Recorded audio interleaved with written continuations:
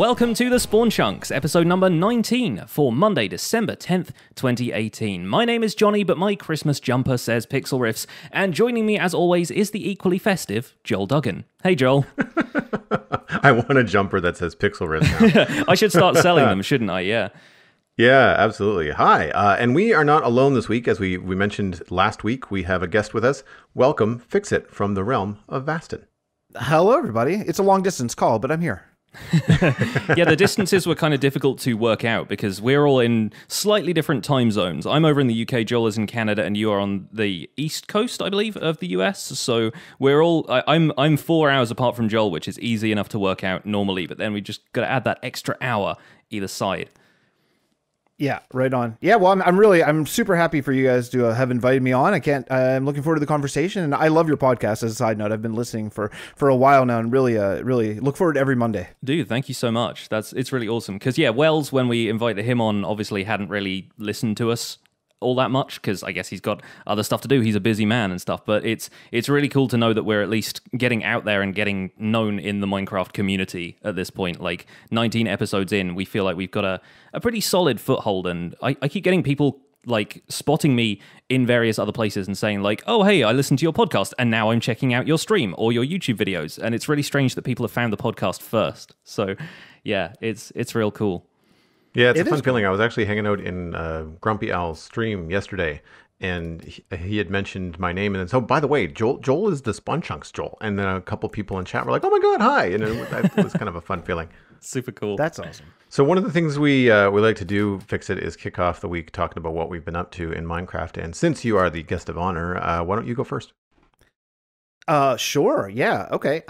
Yeah. Well, so we started the Realm of Vastin season 3 here just last week, and so it's been busy. And then just because I wasn't busy enough, we started a second server called Vastin Dimensions, which is kind of like it's the same exact world after season 2. It's like a second copy, the exact same thing, but we have a lot more people. Maybe some people were just starting YouTube channels, or people just didn't quite make the cut in time to get into the Realm of Vastin, and some non-YouTubers, and they're going to be making their own kingdoms on that. But yeah, we started a new kingdom. Joel, I've been playing with you and watching your marvelous redstoning, which is mind blowing to me completely.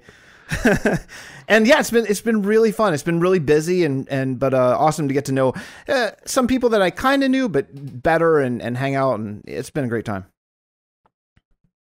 Yeah, I've been having a lot of fun as well. I mean, for me, a lot of my Minecraft time has been spent on Vastin. I'm playing more than I normally would, just because it's, how often are you on a multiplayer server at its launch of a season with new people, and it's kind of like worth it to spend the extra couple hours late into the evening at the sacrifice of sleep to get to know some new people. So that's really what I've been doing. Without kind of repeating all that Fixit just said, I've just been getting to know server members on Vastin and putting a lot of stream time in and stuff like that. So it's been very Vastin heavy for me this week as well. It's always great when you're starting a new server, or at least starting a new season of a server. It's got that fresh new smell, and everyone's like pitching in and playing way more often. And I feel like that's just that energy, the momentum that everybody has helps each other along. Like if you're playing an extra 2 hours a night, then everybody else is playing an extra 2 hours a night because they want to hang out. Right. Yeah. And that's something that I find really interesting too, is that I've never played on a server that has been this active. I mean, the Citadel is pretty good. We've got 5 or 6 people that are on regularly. 3 of us play probably once a week, but not to the point where I can just drop into a voice chat and almost always have someone around. Mm-hmm. The majority of the stuff on the Citadel is they're casual players, right? They're kind of more hobbyist players rather than very much folks who create YouTube content or streams or very anything much. like that. Correct. So when you've got like content to work for, there's that additional drive of, well, I've got to make a video out of this, so how about I just keep putting work into it? And yeah, ultimately it becomes a fun place to be around. And when you log in, there's always something new to take a look at. Is the best thing about those early server days. Somebody's always built something that wasn't there when you went to bed. Right. That's so fun. I love, like, in between clips of a video, because like generally my videos are essentially 2 clips. I do like the first beginning, hey, so here's what I'm going to build. And then I don't do a lot of building on camera for various reasons. And then I kind of come back, it's like, here's what I built. But in the meantime, there's like 6 new buildings and new walls and new paths and, it's that I didn't do. And it's really fun to see all that stuff. And we took a no spoiler pledge this season where we just said, guys, don't worry about it. We're all building the same place. Spoilers are going to happen. Just go. Just show it. Who cares? And it's been a lot more freeing to just say, hello, hey, viewers, look at this building that Joel built, or look at this building that Grumpy built, and all that kind of stuff. It's been very freeing and very fun. I find it funny the emphasis society has on not spoiling things these days. I feel like it's almost gone a little bit too far, to the point where I don't really mind getting spoilers because I'm still interested in the process more than the twist or something at the end. Like if somebody spoiled the ending of the new Avengers movie for me, I wouldn't really care because I would want to see how they got to that ending in the first place and like how everybody, like the process going into that. So even if somebody's build gets spoiled for like a different episode by a different person, I'm still going to go and check out the person who built that thing in the first place because I want to see what went into that and their thought process and their unique take on making the video about it. A lot of the time people will do really sweet time lapses where you get to see the whole thing being constructed in a matter of seconds, and seeing people's different approaches is always really fun. It is fun, and I've always found that like taking the extra time to make a thumbnail with shaders or something that looks nice, and then that might get a couple extra clicks in the video, but they don't stay for that. They stay for the personality of the person talking, I think, generally, or the building style of the person there. And I think that's what, so, if you love the other creators on Bastion, it doesn't matter if you see it on my video. You're not going to go click on Cloutos' video, for example, because to hang out with him for half an hour or whatever, I think that they're quite overrated, particularly in this style of a Minecraft build. It's not like we're creating a big plot twist at the end or something. Yeah, for sure. Yeah, I agree 100% because I think we even had this conversation, you and I, the other night on Discord, and that was when I see a build behind you with Germsy's custom texture pack, I don't know what I'm looking at. Like, I have no idea what blocks they are. I mean, it looks amazing, but I don't know anything until I go watch Grumpy Owl or Pixel Brew or somebody, whoever made it, watch them make it and go, oh, that's andesite, and oh, that's cobble and terracotta. I had no idea. And so I feel, especially with Vastin, it's less of a spoiler and more of a tease. It's more of an enticing way, like, oh, wow, now I have something else to go watch, which is good and bad for my sleep schedule. It's funny you mentioned Pixel Brew. I was watching the launch episode of Vastin, and you kept calling Pixel Brew just Pixel or Pix, and that's what my friends call me, like the sort of nickname that comes up naturally when you've got Pixel anything in your name just kind of shortens to that. And so I kept like looking around. If I was like drifting off to kind of focus on something else, I was building something in Minecraft and had it on in the background, I kept looking around as if somebody was like talking to me. You mentioned my name and I was like, do I need to pay attention to this now? But it's cool. It's also funny you mentioned putting shaders in a thumbnail and stuff, because that's something I mentioned on Twitter earlier this week. I try not to use shaders in the thumbnails for my Minecraft Survival Guide series, which has gone daily right now. I'm trying to put out as many episodes of that as I can because people are really enjoying it. I'm getting so much great feedback on that series, but I try to keep it as authentic to the vanilla experience as possible. The only thing I'm allowing myself to do is add Optifine in just so I can occasionally zoom in on stuff or have like a little bit of an FPS boost. And I try not to put shaders in my thumbnails, but I still want to walk around with shaders and take pictures of the stuff because it just looks so pretty. I had the hardest time when I built a windmill in the series earlier this week, not putting the shader picture of the windmill just because of the clouds drifting past and the wheat kind of waving and stuff. It looked pretty sweet, but that series has been going really well for me. I'm having a lot of fun. This week I set up a spider spawner. I tamed horses. I'm doing stuff that I normally only scratch the surface of, I feel like. I don't tend to use a lot of the features in Minecraft if I don't find them useful to whatever gameplay is happening at the time. So I don't use horses to travel because I normally have Elytra. But right now I was working with Elytra that didn't have mending or unbreaking, so I didn't really want to use them because I was going to fall out of the sky after 5 minutes. So I've been walking around on foot and taming horses to travel a little bit.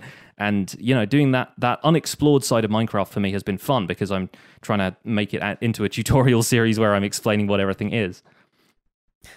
I've been enjoying that series, and I think you're right on the money about like not using shaders for that particular series because in a way, it would almost be like false advertising. Like, hey, look, you can do this, but you can't really do this unless you have shaders. And I totally get that mindset, and I love it. And I've actually been really enjoying that series as well. Thanks.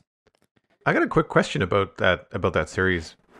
And when it comes to shaders, or it comes to doing time lapses or taking screenshots, are you going to perhaps include that in part of the tutorial series? Like, it gets a little bit outside of Minecraft, but I'm sure there's also a lot of people that, even if they're not creating YouTube videos, they maybe want to share their images on Minecraft forums or even just with their friends, and it would be cool if they knew how to take a nice screenshot. That's the thing. Somebody on Twitter did say you should do an episode about taking good screenshots because that one looked really cool, and I thought, yeah, maybe I should at some point. It gets a little bit, like you said, meta for the series, but once we've gone beyond, oh, hey, here are some, neat little starter projects you can do, I do want to maybe go out into the meta stuff of like, and here's how you get into making Minecraft YouTube content if you want to. Here's like my philosophy on that. So yeah, it could be something for the future, but we're probably talking like way down the line at this point. Oh yeah. Yeah, I'm just thinking like, you've completed a really nice build. You've gone past the basic tutorials and now you're into like end game building. Let's do some cool building stuff. And I mean, hit me up because I think that would be kind of a fun collab if you're open to it, because it involves like, framing and video and like even how people approach creating Minecraft towns. Like you kind of have to think about it in the way that it's viewed from the player's point of view as they come over a hill and all that kind of stuff. It would be a really interesting conversation. I'd love to be a fly on the wall for that. That'd be cool. Yeah, we'll have to figure something out. How to get on the top of the front page of Reddit, like how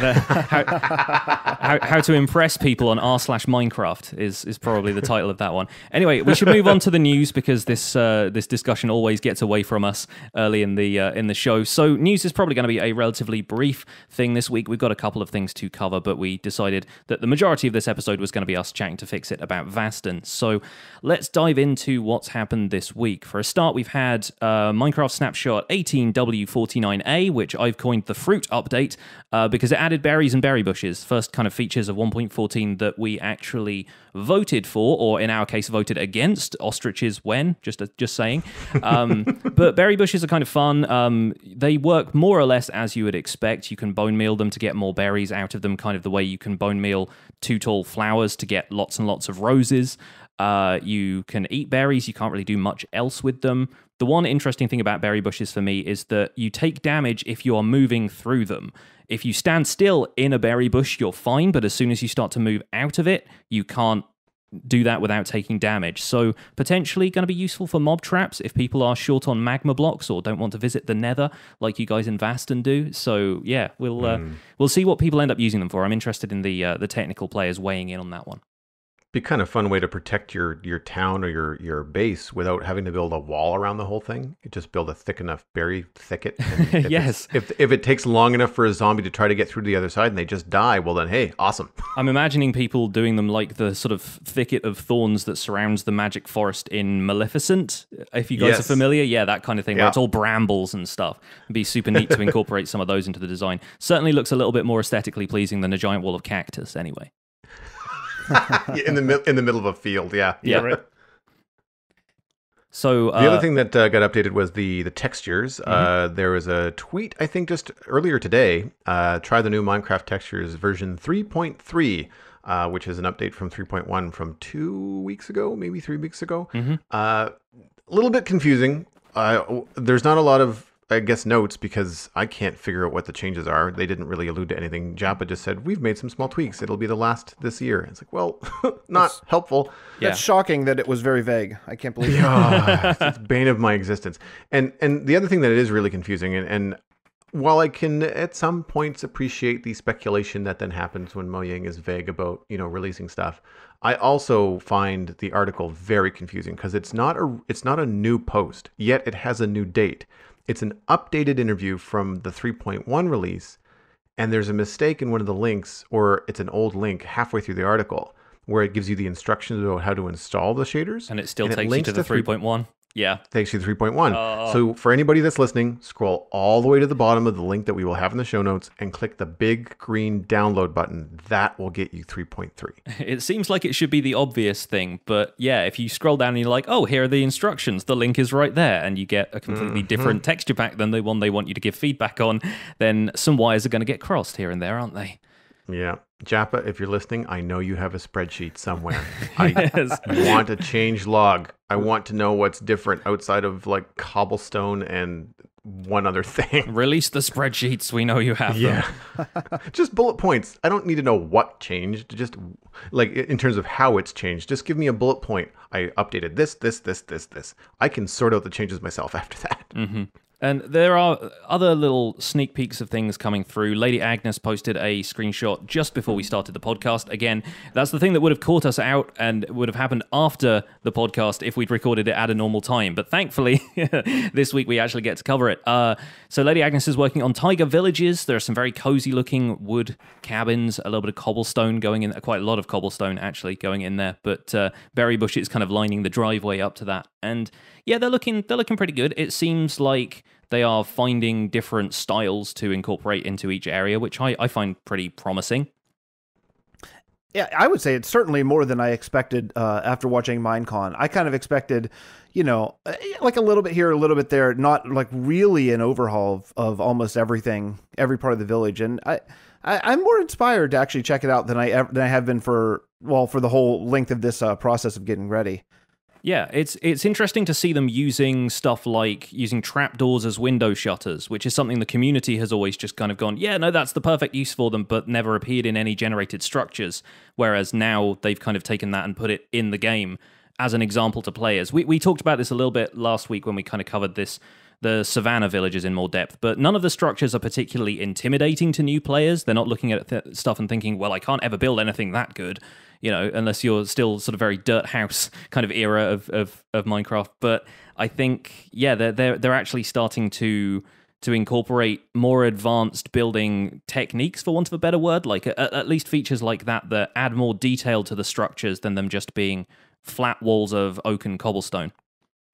There's an encouraging thing that I saw too, where with the variations, where there's like a perfect house and a house that's completely like mossy cobbled, for example, and how it can be randomly selected from those two blocks. I think that could even go a lot further in the future. So I'm encouraged for the future of this village transformation. Texturized walls for once in a generated structure. Imagine that. Yeah, right. Again, just communicating what's possible, I think, to new players. Absolutely. So we wanted to get into a few questions for Fixit, and while we're still covering the news, Shark Yoho wanted to know, Fixit, is there any one feature that you're really champing at the bit for Mojang to add in the game, whether that's something from an upcoming snapshot or maybe something that you've just wanted them to add for a while but they haven't hinted at yet? Well, I mean, I think I can speak for everyone in the who plays Minecraft that's looking forward to Stairs and Slabs. And all of them, I'm really happy for what we're getting. I kind of wish we got more. I hate to sound like like that, but I think there were some that were left out that are a little sad. I would really, really like bark walls. I think that would be a real game changer for us. Sure, yeah. So custom bark trees texture kind of thing, yeah. Yeah, I mean like smaller trees that aren't fence. That in between stage that we've all seen in Conquest for a lot. I know Germ has retextured.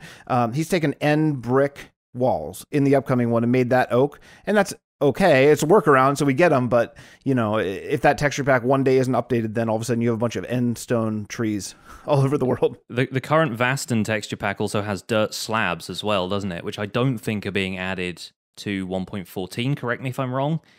But, they're not. They're the old petrified oak slabs. They're still in the game from way back in the day. You have to break them with a pickaxe. It's kind of weird. But yeah, he just retextured those, and then we just threw in the custom recipe, for dirt slabs, and it works. And it's nice for paths. It's really, really helpful. So before anybody gets mad in the comments of Vaston players breaking dirt with a pickaxe, guys, it's the slabs. It's fine.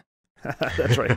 Yeah, I do that anyway. And every once in a while I get a little bit of heat from my chat room. Just like, what? My mouse wheel is messed up in Minecraft for Mac. I'm not going to bother. I'm just going to use the tool in my hand. It's one block. Mm-hmm. Yeah, I'm not going to switch to my shovel just for this. Yeah. Yeah, it gives me a chance to read the chat room while I wait. That's right.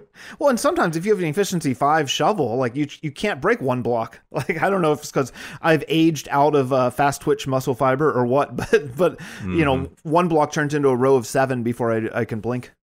Yeah, I actually don't. I don't think my main shovel in any of my games is an efficiency 5. I think I keep it to 3 or 4. I think 4 because it'll still insta-mine dirt, but it's not so fast that you get like 2 with one click. Yeah, exactly. Yeah, you don't need much more than that ultimately. I feel like efficiency 5 is overkill. I was talking about this for log harvesting as well. Somebody in our Discord was talking about if you could add one like thing to what is one sort of development you'd like to see, and I said it would be great to have a way of insta-mining logs the way we can insta-mine stone, because right now it's not possible to, even with haste 2 and efficiency 5 on your axe, you can't just kind of carve straight through logs the way you can with a beacon mine with stone. And apparently they would prefer not to make wood that harvestable. I guess it's a gateway to a bunch of other stuff, but yeah, even with efficiency 5 you feel like it should be noticeably faster, but I feel there's no difference between 4 and 5 at that point. It's either going to break instantly or it's going to take like a fraction of a second. Yeah, we've never done it, and I've never really considered it, but I've briefly considered if there were a data pack, and I think there is now for like a tree feller data There pack. is, yeah. And you know, I'm not going to do it, but I've kind of thought about it a little bit, you know, because it would sure be convenient. Yeah, the sort of... if the next season of Vastin is Timber Town, like if the whole thing is just like jungle tree wood, like That's right. everything is hovering above the ground and it's like an Ewok village, then you may want to reconsider. That's right. Yeah. Just got a logging operation going on at that point. Well, let's start talking about Vastin before we get too deep into the news and the speculation. So I think a good intro to this would be a question we got from Cosmic Dancer, who is a valued member of our Patreon Discord. She is pretty new to Vastin, and from what she's seen, it's a super cool concept. She says, can you tell me a little bit about how it started and how it was decided upon, etc.? I'm looking forward to going back and watching some earlier series, but it'd be good to understand a bit of the background behind it. Yeah, sure. So Vastin is it's a vanilla world. It's straight vanilla, no plugins or anything. We use everything in vanilla, which includes some structure blocks and command blocks to do some fun stuff that we could probably talk about later on. But it's just straight vanilla. We have a texture pack that's custom that makes things look a little bit better, I think. But yeah, you know, I started Minecraft playing modded, really. I kind of went straight into mod. I found this mod called Ars Magica, and I found Paul Soros. Is it Yeah, Paul Soros. Yeah. Solus. Yeah. I found a series on Ars Magica, and I was like, whoa! Minecraft isn't just for little kids. This is amazing. So I basically started with that. I never really did the vanilla thing for a couple years and did a couple series that on mod packs. And then I thought, you know what? I had this one world, Simply Magic. It went like 170 episodes, and I loved it. And I wanted to update, but you can't with modded, you know? And I was getting frustrated. So I thought, I'm just going to do a vanilla world and just keep it forever and just see how much I can build in it, you know? Because at that point, I'd kind of gone through the mods and got more into the building side. Even though I was playing modded, I was kind of just building, you know? And so I just started a realm, an actual like Mojang realm, and got a couple of my modded friends who were playing on servers at that time to try vanilla with me, because they also had never really done it. And yeah, we just started, and then it just sort of developed. I did a stream almost every day for an hour for a little while, and when my kids were sleeping, one kid, mm-hmm. And it was just cool. I kind of got into like the lore. It never started as a lore building thing, but just when you're talking in a live stream and there's a couple people keeping you company, all of a sudden you're like, hey, so why don't we say, instead of a nether hub, let's say the nether's at war, and we'll figure out a different way to get from place to place, and roads, and that's how kind of fast travel sort of was invented. Fast travel, the reason we have that is because I didn't want to build a nether hub, and then the lore spiraled out of that. You know, it was never a predetermined idea. So is that how the lore really started, was just, I don't want to do the nether? There's like a practical kind of reason behind the whole thing, is just like, I feel like nether hubs are a little bit, was it just building in the nether was awkward? Was that the roadblock for you? Or was it just, I've seen nether hubs done before and I'd like to do something different?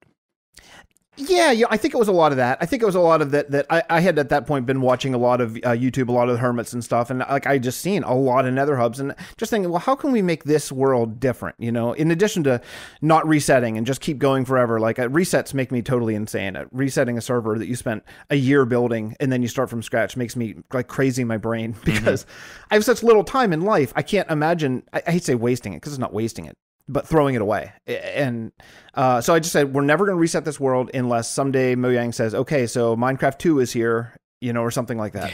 We're just going to keep on going forever is the plan.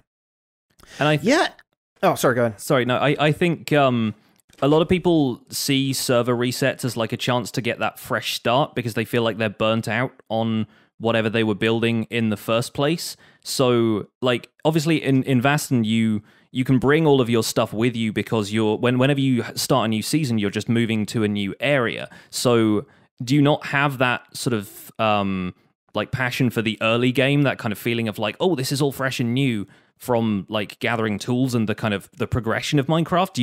Do you live for like the building aspect of it and you just want to start building a new thing as soon as possible?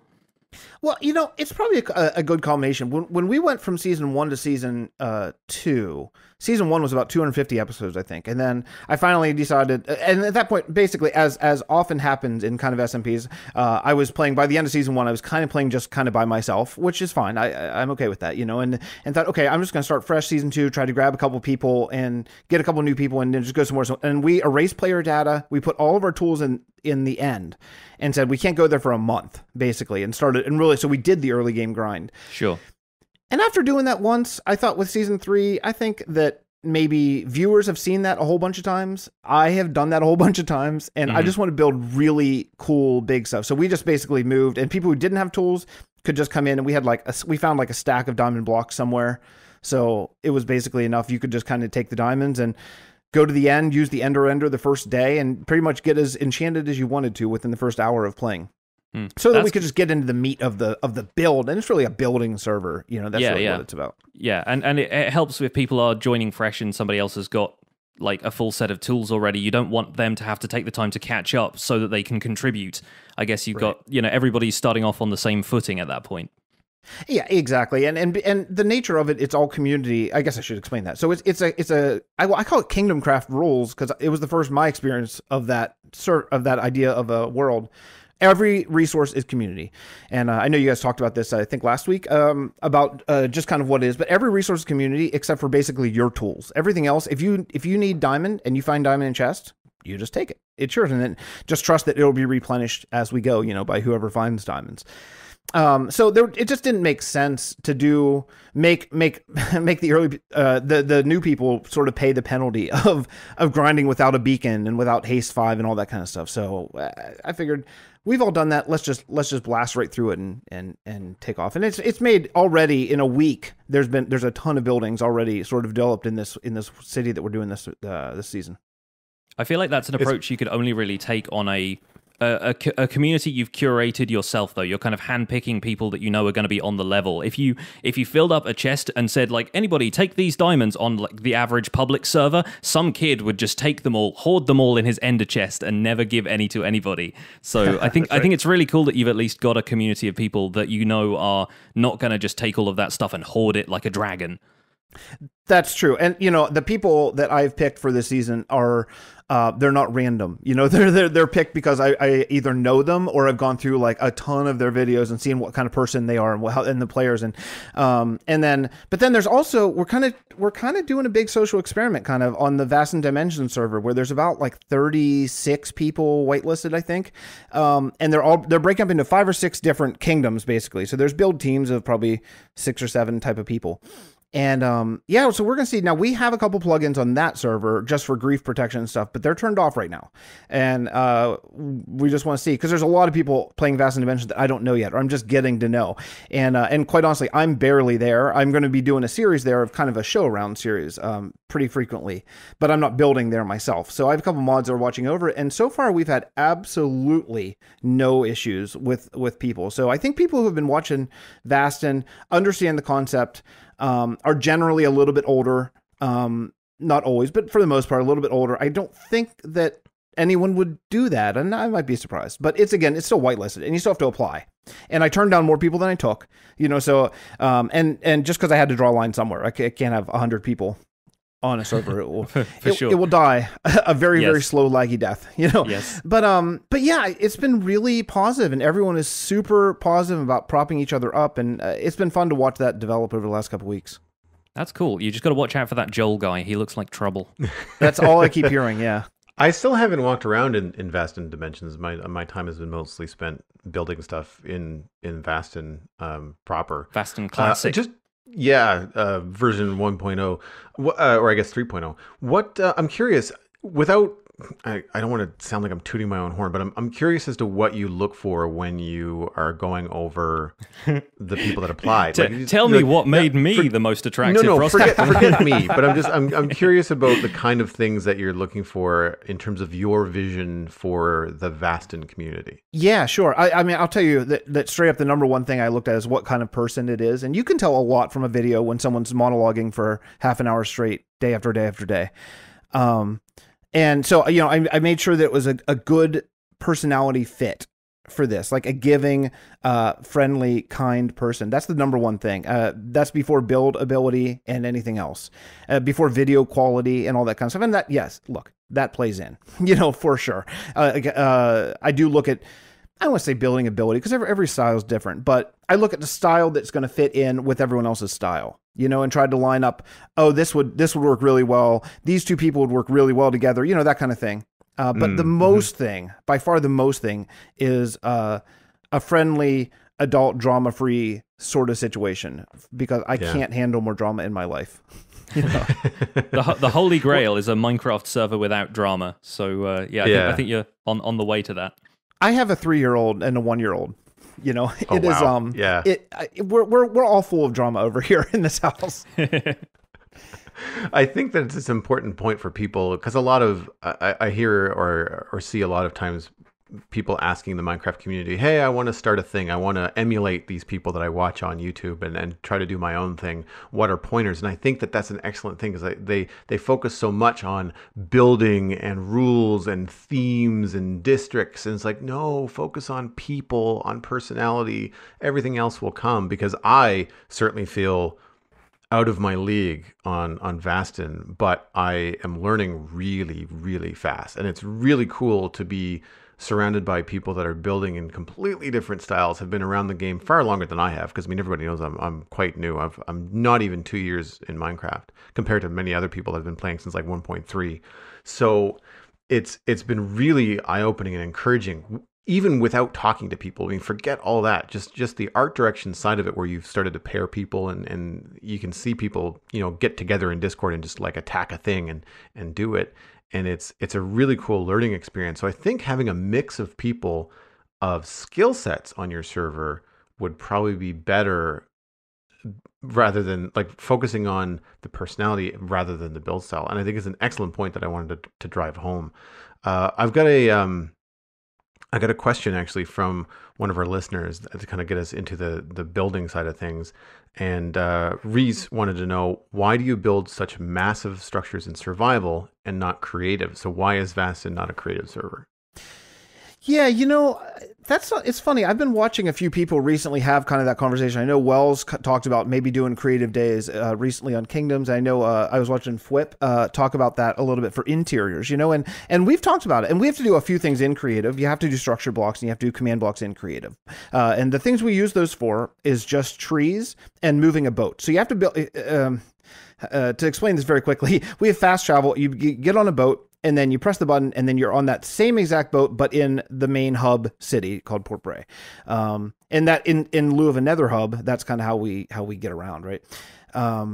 So we have to do that in creative. You have to build the boat the first time in survival, and then you're allowed to use structure blocks to move it, so you don't have to copy it, because it's not even the materials, it's the copying part that is painful. Joel, I'm trying to copy one of your builds as we speak today. And it's just hard in survival, because like you put one block, you're like, okay, let me go back and count, ender pearl over, count 1, 2. Okay, go back. Ender pearl back over, put one block.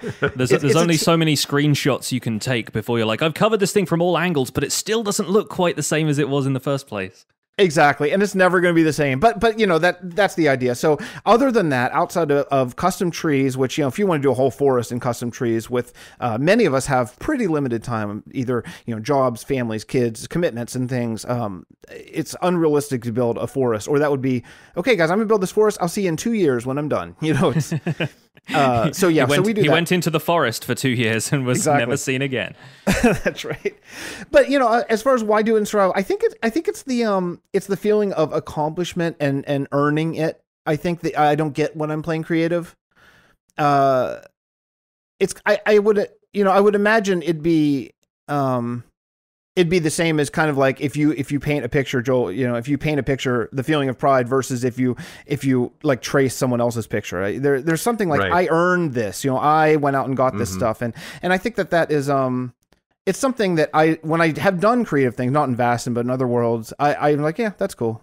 All right. But when I do something that's even less impressive, but in Vastin, and every block was a grind, I'm like, yeah, I did that. That was cool. Mm-hmm. Yeah, there is a really distinct feeling that differs from one to the other, and I want to focus on that tree thing, because something that I find so brilliant about that is that while you do use structure blocks to copy custom trees, and that's correct, right? That's how that's happened. Yep. Mm-hmm. Yeah, but you've written that into the lore in Vastin. So how are custom trees actually in Vastin as far as the lore goes? Right. So yeah. So it's an interesting thing. Everything has a reason in the world is what I try to do. So like everything has an excuse for building it, which really frees you up for building a lot of cool stuff.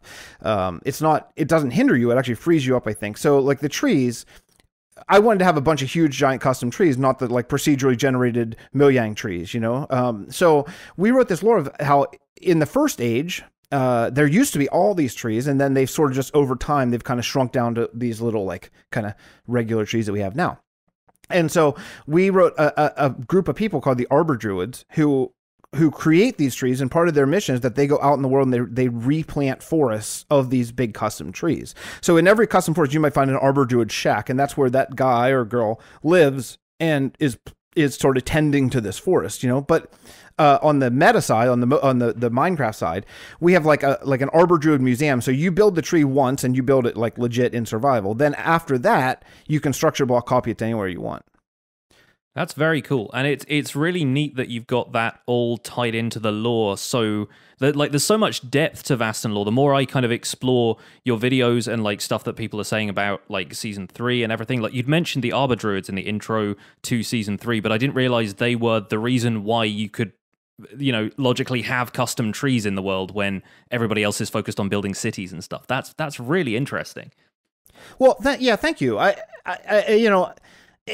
I just find that like when I see a world as that can be amazing, and I see just like say a mob farm that's just floating in the sky, that breaks the immersion for me. And even if you combine that mob farm in like a building, in a castle or something like we did, that even still breaks the immersion, because I want to know, well, why are the mobs falling out of the castle? Like why? So we built our mob farm as a jail cell. So they spawn in jail cells and are flushed out to their death. So there's like a story that makes those skeletons, zombies, and Endermen, and whatever else spawn there. I mean, not really that, but and I think it makes the whole thing feel like an actual world that you might walk around in. I think there's a big difference there. So when it comes to the lore, like you've started several of your videos recently with little kind of almost short stories. I assume those are scripted beforehand, because it doesn't seem like you're umming and ahhing your way through them like you're improvising them. Is it something that you've kind of written out extensively on your computer before you hit record?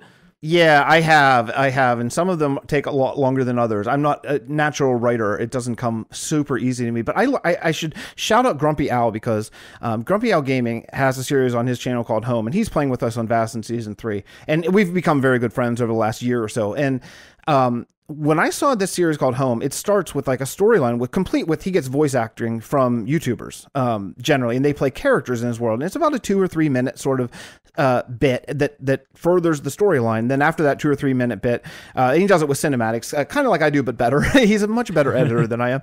And then it furthers, and then after that, then he breaks into creative mode and they build some stuff on camera. But I was like, wow, Grumpy, this this is like game changing to me. Because I'm like, you're telling a story and building all this cool stuff. So it's like, hey, do you mind if I take this? And no, dude, do it. It's awesome. Do it. So, I did it with his blessing. I tried to not steal without sort of crediting and going to the source when possible. But yeah, I think that has been a really fun sort of change of the series. I started that about 25 or 30 episodes ago, and I just have regrets I didn't start a long time earlier, because it's been fun to watch the stories sort of develop. Have you got any kind of ideas now to explore writing more? Like, are you interested in maybe writing like a Vastan fantasy novel? Like, are you planning on maybe using the world for anything like that? Or does the lore just exist to provide like a framework for Minecraft projects? I think that the lore, in my mind, exists in order to build really cool stuff. I think that's really kind of where it comes down to, if like right now I'm thinking like, well, what am I going to build in this new Ice Kingdom? I was like, oh, I should build a fishing, or a boat dock, well, who's going to own that boat dock? So that might be where the lore takes me, is like, tell the story of the guy who is going to live in that boat dock and work building a boat or something, but I think to each their own. I think that some people are maybe more driven by lore. Some people build the thing and then write the lore. Some people write the lore and then build. I think it works for it anyway, but I do like them going hand in hand for sure.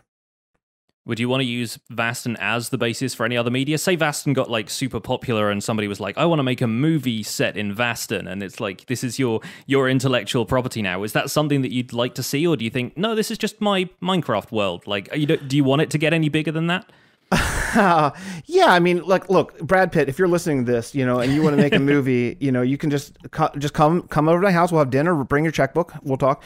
No, yeah, no, I mean, I'm probably not going to go write a novel. It's not really where my interest lies. But I am super stoked about watching the way that the Vastan Dimensions members and the Realm of Vastan members are like talking to lore. To me, it's almost it's like an out-of-body experience whenever I'm watching a Vastan Dimensions member maybe do a video and like, yeah, so this is Port Bray, and this ship is, Captain Caddick writes this ship, and he goes up and I'm like, well, these guys are talking about this thing that I just said on a stream once, it's been very fun and very cool to watch sort of it just take off and almost take a life of its own. We do plan on doing a couple fun things on the server eventually here. I want to do a UHC on Vastan one day. I just think it would be really fun. People fun. Hiding from other teams just in buildings that you've already got set up there, and yeah, that'd be really cool to see. I was thinking it would almost be a good place for like almost like a D&D campaign or something like that, because I've seen people build like recreations of D&D maps. Joe Hills did that on the last season of Hermitcraft. He built Castle Ravenloft from D&D, and yeah, it's kind of interesting to see people using, because it's a grid-based system, so you can track character movement very easily and stuff like that. I don't know all that much about D&D, but I'm getting more and more into it the more I hear about it. And so whenever anyone's got this detailed, like, lore-heavy fantasy world they've built, I'm like, that could potentially happen. You could set up bandit encounters on the roads around and stuff like that. That would be really cool. I actually downloaded an app called Lore on my phone not too long ago about that, just to kind of play with it and decide if I want to do a live stream game night in Vastan one day. But well, maybe. I don't want to say for sure, but it's something I've thought about. This is kind of an aside, but is there a D&D like campaign set in Minecraft? Because I feel like that would be a super accessible way to get kids into tabletop gaming. If instead of explaining Dungeons and Dragons to them, you could just do it with all the rules of Minecraft.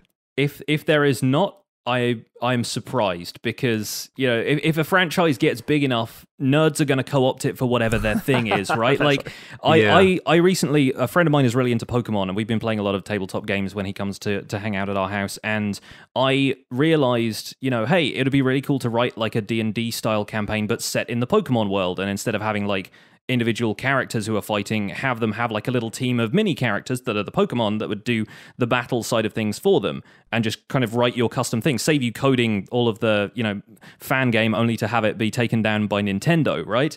And I googled that, and it turns out there are already several fairly active communities who have working like D&D style tabletop RPG versions of Pokemon, and they've got all of these systems in place already, and there's like 120-page PDF documents you can download with all of the rules. And I'm like, maybe I don't necessarily have the time to write a campaign right now, but it's tempting. So if there isn't one for Minecraft already, then somebody get on that, because you're going to find a niche in the market very quickly, I think. Mm-hmm. Yeah, I mean, you probably wouldn't be able to charge for it, but no, as like a fan created thing, yeah, absolutely. Yeah, but with giants like Wizards of the Coast and Mojang, you'd think that like a collab would happen at some point, especially with the new dungeon crawler coming out from Mojang. With Minecraft Dungeons being a thing, potentially, yeah, you could see that spinning off, and I feel like it's something that they would have to put their heart and soul into, because things like there was that Minecraft card game where some of the recipes looked really wrong, like there was people using smooth stone to make pickaxes instead of cobblestone and stuff, and you kind of think a minimal amount of effort has gone into this, not to kind of disparage anybody who worked on it, but it feels like it's not quite as connected to the actual facts of the game as it could be. It's taking a little too much artistic license, but I think with a kind of imagination driven thing like a tabletop RPG, you could do some interesting stuff in the Minecraft world. Yeah, and they would call you out on it. So you're like playing that card game with your 8-year-old, and they would just look at you like, that's not how that works. Oh, exactly. Yeah. You don't want to risk the scorn of your Minecraft playing child when you sit down to play this tabletop game. Like Cosmic Dancer. She has a backseat gamer, apparently. So when it comes to like new developments in the game, so obviously you've run Vaston for this is coming up on the 3rd season now. You've probably been through a couple of different updates to Minecraft, sort of new versions coming out and stuff. Are you ever tempted to like revise old builds when new blocks come out? So once lanterns are implemented in 1.14, are you going to go back to like Port Bray and change all of the lighting there, or are you more interested in keeping everything as it is, and each new area becomes like, this is what we do in the new version? That's such an interesting question. I mean, there are two really distinct arguments in my own head that argue back and forth all the time about it. One is, I'm a much better builder now than I was when I started Spawn Town back 2.5 years ago or so, something like that. Because again, that was my first vanilla town. Unfortunately, at Spawn, which is really unfortunate for like having friends come in for World Tours and things, like just close your eyes and just walk straight, and I'll tell you when to open your eyes, because it's tough. It's tough to look. It's birch and cobblestone only, essentially. I didn't know. I thought, well, that's my palette. So I thought about going back, but then at the other point of view is, if this world lasts 7 years, 8 years to 10 years, which I hope it will, then it would be awesome to come back and say, hey, I built this when, back in 2015 or whatever it was, I kind of lean towards leaving it as it is for the most part, outside of adding when you have to add something for whatever reason. But I think it's a nice snapshot of who we were as a community at that time, especially being that the world's infinite. Just move, go somewhere else. Sure, you're preserving the server's history at that point, so it's almost like you're walking back through the years as you go back through old builds. It is, and I talked to my friend Germsy Boy, who does our texture pack, who's a brilliant builder. I think he's more known for his texture pack now, but he is a seriously great castle builder in particular, and all the other things too. But I always lean on him on his castle knowledge, and about that, because he is a little bit more in the mindset of redoing. He's redone one castle at least 3 times, like top to bottom, and so I totally get. We kind of go back and forth and talk about it. I totally get the other point of view, but. I kind of like going back in time and looking, and if nothing else, it makes me feel better about myself now, Yeah, for sure. Like I look at some of the stuff I built back in the early days of my YouTube channel, and I'm like, yeah, I'm glad that I've been playing this game consistently for 4 years so I could improve so heavily on that stuff. And I've never really been one for like taking down old builds and putting them back up again, or revising stuff too heavily. I think Joel has made the same point a couple of times about going back and redrawing old comics. Like, it's just not something you do, because that's your art as it was then, and you can reflect on that and maybe even kind of take some lessons from that you wouldn't have if you just redrew everything in your current style. Yeah, I mean, I've got two two sort of views when it comes to my older work. There are some things that I like, and when I draw new comics, I'll have comics that I really enjoy the character design or the posing on up on my board as reference. Like, I like how I did that particular character in that scene. I want to keep that handy because I want to repeat that. It obviously never gets repeated the exact same way because you're drawing all this stuff by hand, or in case of Vastin, you're building all this stuff by hand. And I think that we are all our own worst critic, because you can go watch my first Vastin video. The first word out of my mouth upon landing in the birch and cobblestone square that Fixit is so hard on was wow. So it to me it's not as jarring, I don't think, as to maybe it is to Fixit. And that's the same thing. Like, people go and read my original comics, and the people that are not artists don't necessarily go, I like your first comic, Joel, but I don't know about those hands. You really weren't drawing those very well. Like, no one says that. Right. So if you can go forward with it, I think it's the iteration is better than redoing old stuff. And I think that's kind of a good course to take. Speaking of Germsy Boy's textures, though, I had a question about when that texture pack kind of came into existence, because I have not had the time to go back and watch a lot of old Vastin stuff. So I'm curious, like, when you're working with Germsy Boy on the texture pack, like, when did he come in and say, I want to change this, and can you then request changes to it? Because it's not just his texture pack; he's got his own, but a little taste of Vastin is like your own version of that, right?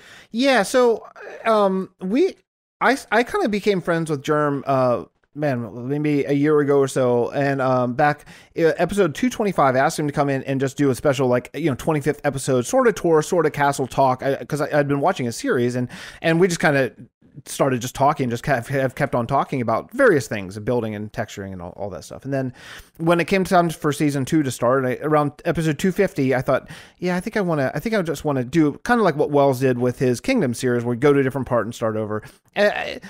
For a lot of reasons. The first half of season 1 was live streamed only, and I had a really bad mic. I didn't know what I was doing, and I don't encourage. So I wanted a good jumping in point for people. At that point I had been gaining a little bit of viewers, still not very much, but a little bit. And I thought, I don't want them going back to episode 1, 250 episodes ago, and watching all these live streams. It's bad, and it's not really possible to watch that much.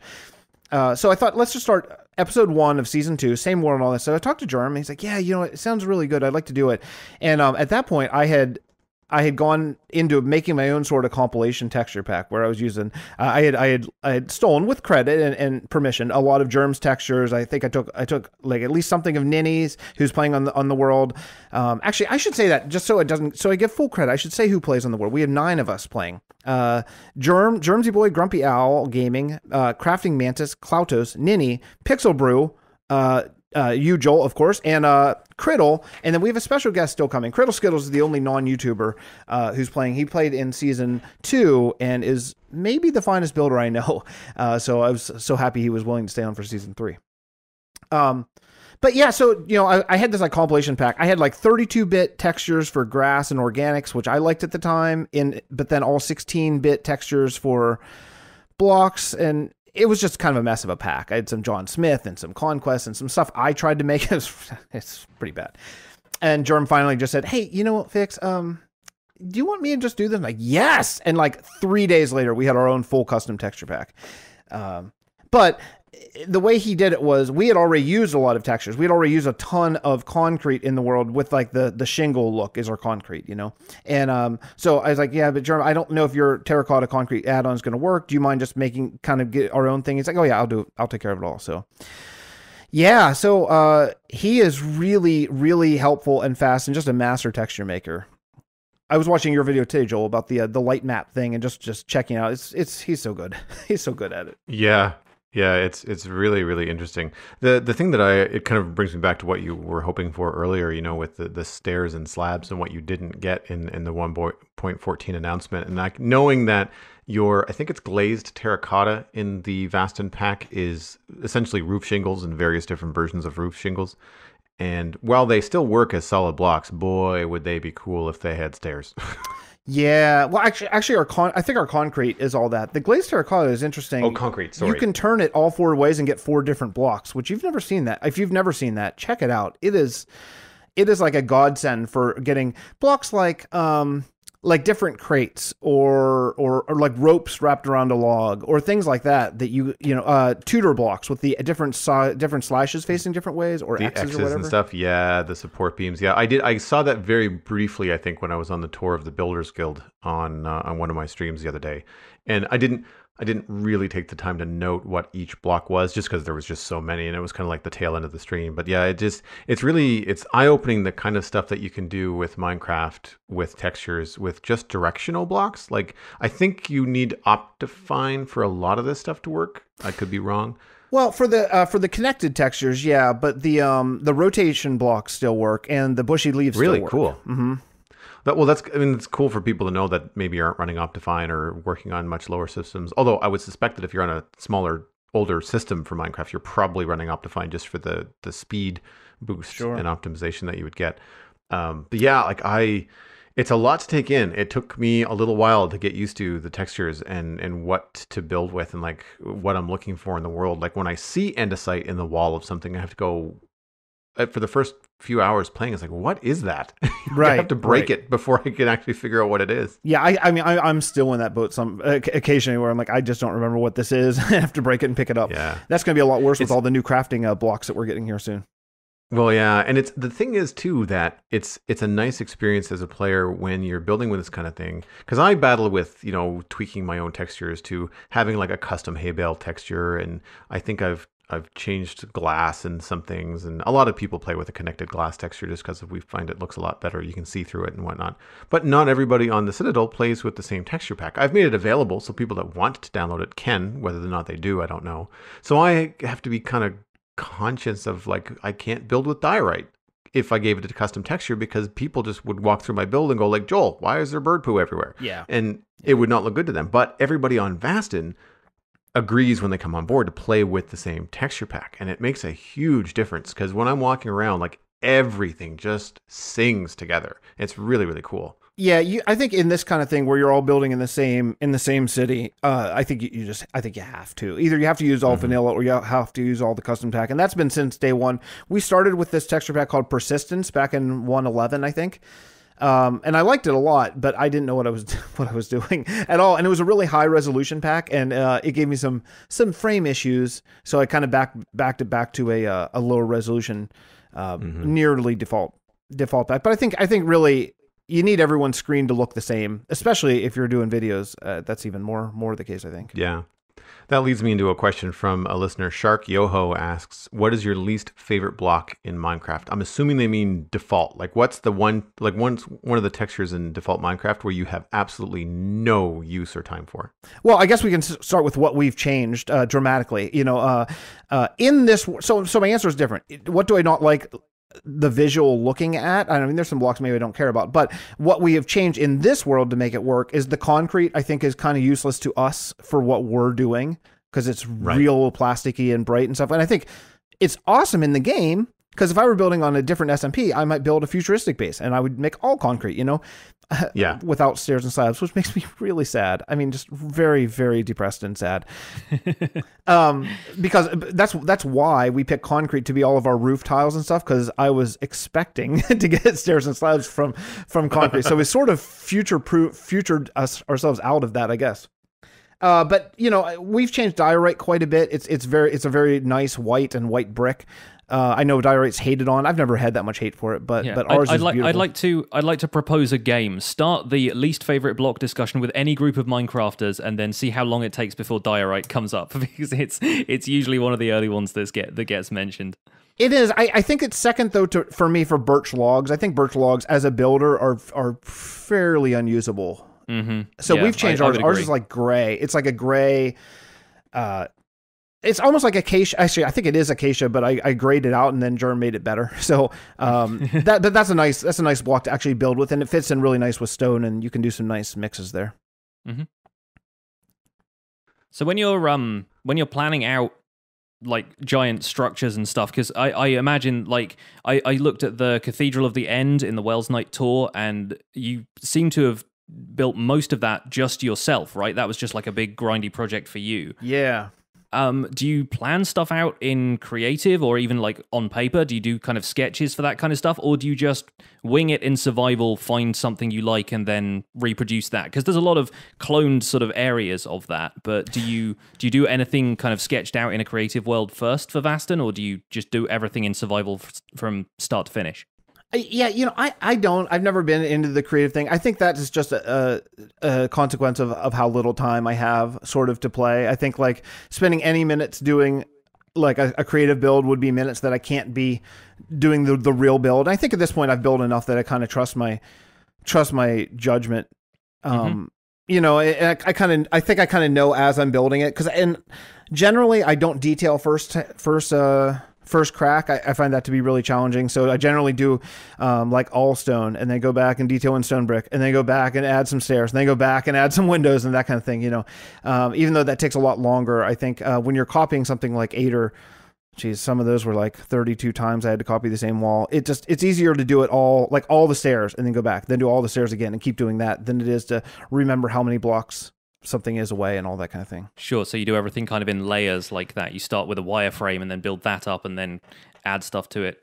Yeah, I think that I think that was one of the last symmetrical builds I'm going to do for a really long time for a lot of reasons. One is it's really annoying in survival. It just takes a really long time to ender pearl all over the place. And the other is especially on that scale as well, because that thing is, if anybody hasn't seen that, I think it's at the end of the first tour video of Wells Nights, because there are 3 individual episodes he did on Vaston. Go to the end of that video.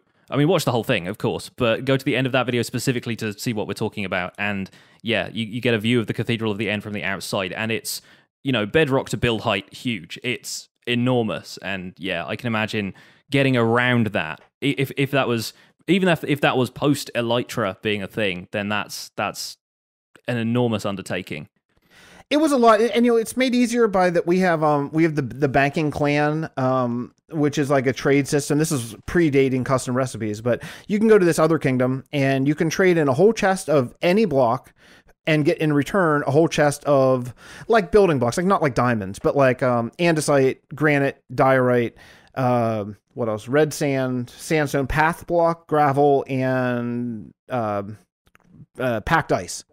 So that kind of really big build, like I did a big diorite castle at the end of season 2, and it just wouldn't have been possible without the banking clan or a made up custom recipe, because it was I can't imagine how many diorite blocks, a lot of it. But you can just take, I can just go grind at a beacon for a few minutes and then go to the banking clan and get 3 shulkers full of diorite, Mm-hmm.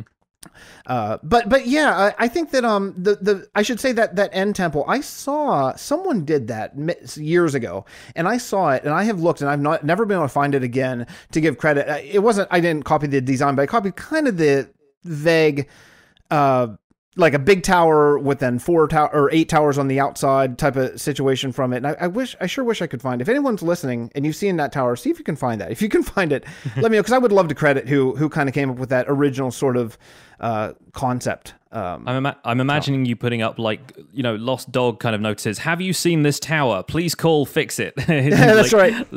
link to your YouTube channel or Discord. So I think we're pretty close to wrapping things up here, but I just wanted to have one final question, interestingly connected to the fact that we just talked about A Cathedral to the End. So let's talk about the end of Vaston. Do you see Vaston as a project that has any kind of natural conclusion to it, either as far as the lore goes or as far as your own satisfaction? Will you be satisfied after you've done 5 seasons, or do you plan to keep just kind of expanding for as long as you and your friends stay interested in Minecraft? Yeah, I've thought a lot about this as especially after Wells's video, and a whole lot of new people have put their eyes on Vaston, which has just made me really happy, and just that people are seeing all this work that we've done and creativity that we've made. I've thought a lot about it. I really think Vaston will go on as long as certainly it will go on. It'll be my last world. I'm not going to start a new world like ever, but I mean, it'll be my last world. And if there is ever a time down the road, 5 or 10, 15 years down the road, and that I'm done, I think it'll be kind of a legacy world that if there are people who want to play it, that it'll kind of get handed off, because I think it would be an amazing thing to see what happens in years and years of building this, you know. So I plan on doing rather shorter seasons, basically one kingdom per season now. I've kind of learned some lessons in the past 2 seasons of doing 250 episode long seasons, you know. So I think it's going to be basically, we're going to say, hey, here's the kingdom for this season. It's going to be an ice kingdom. We'll build it until we're done. And then we'll move on to a new kingdom. Who wants to sign up for a new kingdom? Because I don't ask people for a lifetime commitment. I just ask kind of for a this season commitment, which, you know, 4 or 5 month sort of ballparkish range until we're done, you know. And that way you have the opportunity. It's like, hey, life's really busy. I'm going to bow out this season. Cool. Great. You know, go ahead, go take care of life, and you're welcome to come back whenever you want. Rather than do really long, lengthy seasons where people can get maybe intimidated or life is, you know, can get challenging and things like that. Sure, I think that's or feel guilty too, right? Or feel guilty, yes. Yeah, it's a good philosophy to take, I think. Is like giving people an out if they need it, but knowing that the door is always open, I think is probably quite a comfort to some of them.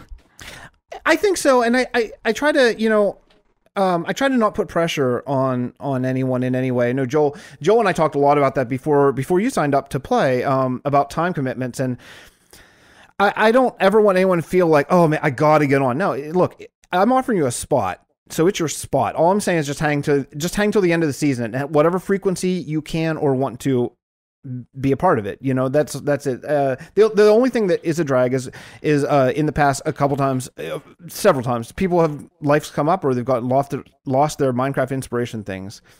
So they kind of leave a half-finished build that in a forever world, I kind of got to go finish it, you know, and that's not super fun. So one of the new rules that we sort of have really enforced, it was a rule before, but we didn't really enforce it, is this season and going forward, like really don't go off and build your own thing. And there's a lot of reasons for that, but one is just so I don't have to finish a half-done build, you know, because that can be difficult. Right. Or if we have to excuse yourself, just finish the thing that you're on. Exactly. Like if you know you're coming up on no time or life is getting in the way outside of, you know, emergencies, if you can just finish the thing that you're on, then at least you're always going to leave things in a spot for completion. Well, and that's it. And if we're all in the same city, then, you know, if you need to take a break for a while and you're a half finished building, well, that's no big deal. We're all right there. But as far as starting your own kingdom, that can just get problematic, and that's kind of what's different about us versus maybe a standard SMP. I almost don't call this an SMP because it's so different. But like SMP is like you meet for like 5 minutes, you're like, hey everybody, and then see you later, and then you're just like, and you see people maybe for a prank or a collab every once in a while. But this is not that. This is supposed to be we're all on the same team, all in the same build. You know, I don't think it works as well if you go off into the wilderness as much. Mm-hmm. Yeah, no, I would agree. And speaking of coming together, before we wrap up this episode of the Spawn Chunks, I wanted to make an important announcement that was brought to my attention just yesterday when I was listening to Grumpy Owl's stream. There's an important charity event that the Realm of Vastin and some hopefully other Minecraft streamers are going to try to unite and get going this coming weekend, and we're helping to support Jennifer Harper. Jennifer is the sister of Vastin server member Klautos, and she has unfortunately been diagnosed with a meninoma. I hope I'm pronouncing that right. It's a brain tumor. Jennifer is looking at a very risky and very expensive brain surgery with a recovery time of 4 to possibly 12 weeks. There is currently a GoFundMe page up to support Jennifer and help her family get through this. We are looking at doing a streaming day, tentatively Sunday, December 16th. This will firm up later in the week. For more info, you can follow at Grumpy Owl Gaming on Twitter, as he is leading the charge and organizing the event. We will also have a link right now in the Spawn Chunks show notes to the GoFundMe page for Jennifer. We have an awesome community around the Spawn Chunks. This is the kind of thing where $1 helps. So if you at all would like to support Jennifer Harper and her family, then check out the link. Spread the word about the stream when Grumpy Owl Gaming has some more info on it.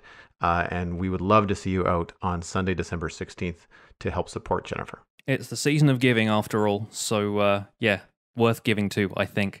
But with that said, that's going to wrap up our episode. And before we start our usual bunch of plugs, Fixit, thank you so much for coming on the show. It's been fascinating listening to you talk about the Realm of Vastin. And I think we should give you a chance to let our listeners know where they can go to find out more about you and your work. Oh yeah, sure. Hey, thank you guys so much for having me on. I've really been really enjoyed the conversation. Like I say, I enjoy your series and your podcast very much. You can find me at youtube.com/fixit412. That's FIXXITT 412. And I do Twitter, although badly. Same thing, Fixit412. And I have like a Discord that is kind of blowing up. So if you want to see kind of the formation of the ideas that we're doing in Vast, and if you want to have some ideas, boy, that's fun. I sure love it when people get some good ideas and screenshots and all that kind of stuff. You can find me on my Discord, and that's linked in any of my videos. That's pretty easy to hook up. An addendum there. I'm pretty sure everybody does Twitter badly. I have yet to find somebody who does Twitter well. So you're in good company there, I think. So you can find more about this show and the links to some of the things we've talked about today, including, I assume, a huge library of the people we've name dropped and all of the stuff to do with Vastin at thespawnchunks.com. The music for The Spawn Chunks was composed by me, and we are proud to be a listener-supported podcast. If you get some value out of the show, why not consider putting some value back in? Of course, after you've donated to the GoFundMe page we mentioned earlier. You can visit patreon.com/thespawnchunks to join our community, where pledging at any level will get you to an invite to our patrons-only Discord chat and get us closer to our next milestone goal. Read more information about that on the Patreon page. I am delighted to say that having dipped down below half a stack, we are now up above half a stack this week at 34 patrons. Thank you guys so much for supporting the show. It always means a lot. Sharing the podcast with your friends is the easiest way to support the show. You can find us at The Spawn Chunks on Twitter and Instagram. Personal recommendations go a long way, so more than just social media, poke a friend in the arm and say, hey, you should listen to The Spawn Chunks because they're cool, I'm cool, you should be cool too. Email the show at thespawnchunks@gmail.com. Subscribe on your favorite podcast app or podcast platform. That includes iTunes, Android, Stitcher, and Spotify. The RSS feed is linked on thespawnchunks.com, and the patron-only RSS feed is on the Patreon page, and that is the only place that you can listen to the render distance. I should also make a note here that next week's show is going to be the last one of the year, because the next 2 Mondays after that fall on the 24th, which is Christmas Eve, and the 31st, which is New Year's Eve. And I think both Joel and I have other plans around those times, so we're going to be out for 2 shows. Thank you guys so much for supporting us throughout this year, and after the 17th, we will be back again on, I think, January 6th is what it works out as. Something like 6th that. 6th or 7th, yeah, whatever that first Monday is after the first of the year. But we are going to be doing a kind of roundup and chunk mail heavy show next week. So if anybody has any questions they want to get in to thespawnchunks@gmail.com, we would love to hear from you for that show in particular. So my name has been Pixel Riffs, and you can find most of what I do at youtube.com/pixelriffs, where I have the Minecraft Survival Guide series we mentioned at the top of the show, and a multiplayer Let's Play series called Decidedly Vanilla. I'm also the voice of the unofficial Hermitcraft Recap, which you can find through a quick YouTube search, and I stream 3 days a week on Twitch, where I just started playing Final Fantasy IX, a relic from my childhood and one of the greatest games I think I've ever played, so come by and check that out. I also do Minecraft projects for my YouTube series occasionally and play other games from time to time. Aside from that, I'm at Pixel Riffs on both Twitter and Instagram. Joel, where can people find you online? Everything I am doing online, including my illustration and design portfolio, is on joelduggan.com. Links to all the podcasts I do are on there as well, and all the links to my social media. I'm easy to find. It's just my name: YouTube, Twitch, Twitter, and Instagram. Thanks for visiting the Spawn Chunks. The world outside is infinite, but in the realm of Vastin, it's bigger.